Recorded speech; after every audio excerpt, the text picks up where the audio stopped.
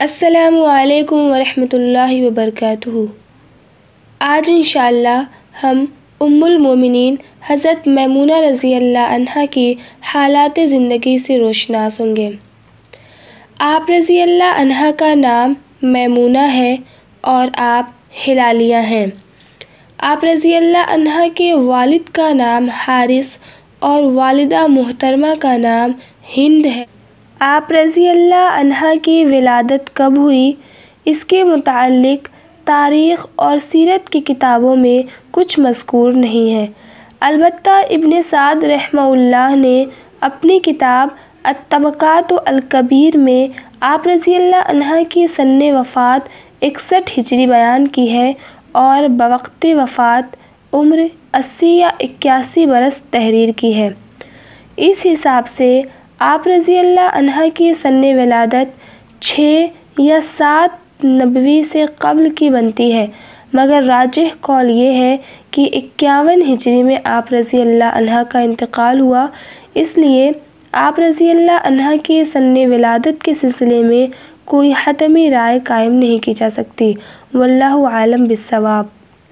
اسی طرح آپ رضی اللہ عنہا اسلام کے دامن سے کب وابستہ ہوئیں، اس کا بھی کوئی تذکرہ نہیں ملتا۔ آپ رضی اللہ عنہا حرم نبوت میں آنے سے قبل دو شخصوں کے نکاح میں رہ چکی تھیں۔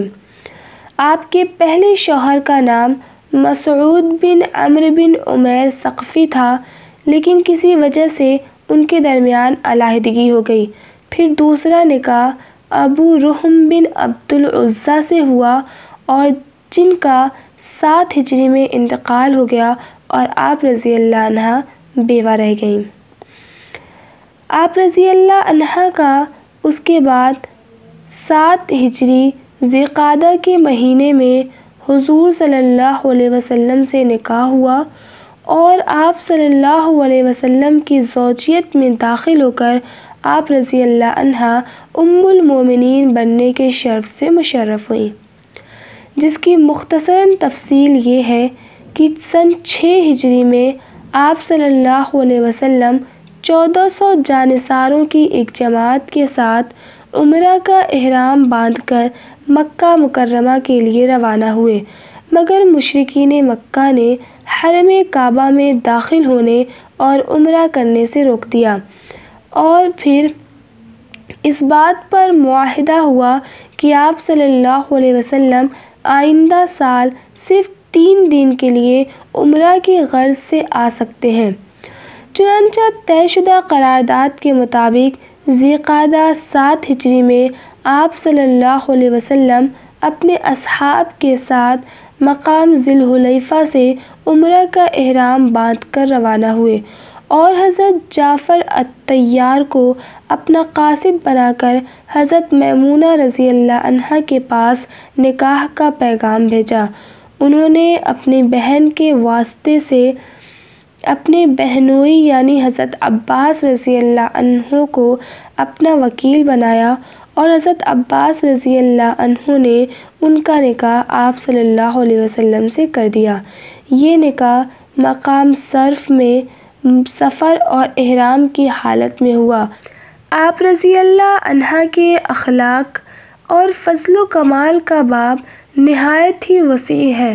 خوف خدا، صلہ رحمی، حاجت مندوں کی حاجت براری اور غلاموں کو آزاد کرنا آپ رضی اللہ عنہا کا بہترین مشغلہ تھا۔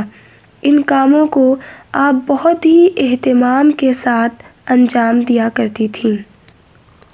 حضرت میمونہ رضی اللہ عنہا سے حضور صلی اللہ علیہ وسلم کی 76 احادیث مروی ہیں، جن میں سے 63 احادیث مسند احمد بن حنبل میں موجود ہیں۔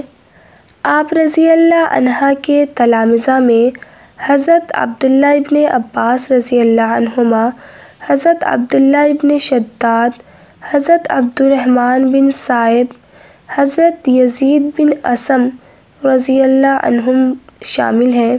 اس کے علاوہ حضرت عطا بن یسار رضی اللہ عنہ، حضرت سلیمان بن یسار رضی اللہ عنہ اور حضرت عبید اللہ بن عبداللہ بن عتبہ رضی اللہ عنہ وغیرہ شامل ہیں۔ آپ رضی اللہ عنہ کے سن وفات کے سلسلے میں کافی اختلاف ہے۔ ابن سعد نے واقدی سے آپ رضی اللہ عنہ کی سن وفات 61 ہجری نقل کی ہے، اور یعقوب بن سفیان نے آپ رضی اللہ عنہ کی سن وفات 49 ہجری بیان کی ہے۔ ایک تیسرا قول 63 ہجری کا بھی ہے، لیکن سب سے صحیح اور راجح قول جسے جمہور مورخین نے اختیار کیا ہے وہ 51 ہجری کا ہے۔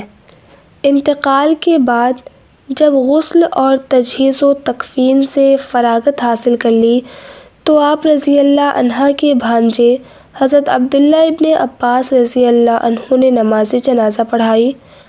اس طرح یہ حسین و جمیل پیکر سپرد خاک ہو گیا۔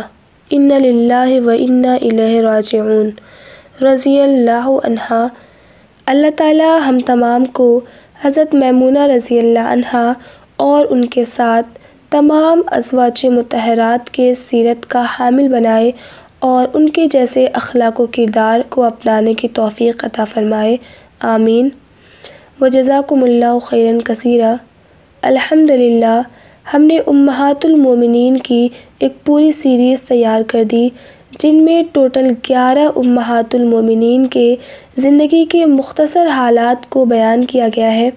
زیادہ تفصیل میں جانے کی کوشش نہیں کی گئی کیونکہ ظاہر ہے ان عظیم ہستیوں کی زندگیوں کو بیان کرنا اور ان کی تفصیل میں جانا یہ تھوڑا مشکل کام تھا، اس لیے ان کی زندگی کے اہم واقعات کو یا ان کی زندگی کی جو اہم خصوصیات تھیں ان کو اس پورے سیریز میں کور کرنے کی کوشش کی گئی۔ اللہ تعالیٰ ان کوششوں کو قبول فرمائے اور سننے والوں کو عمل کرنے کی توفیق عطا فرمائے۔ وَأَيْضًا جزاکم اللہ خیرا کثیرا۔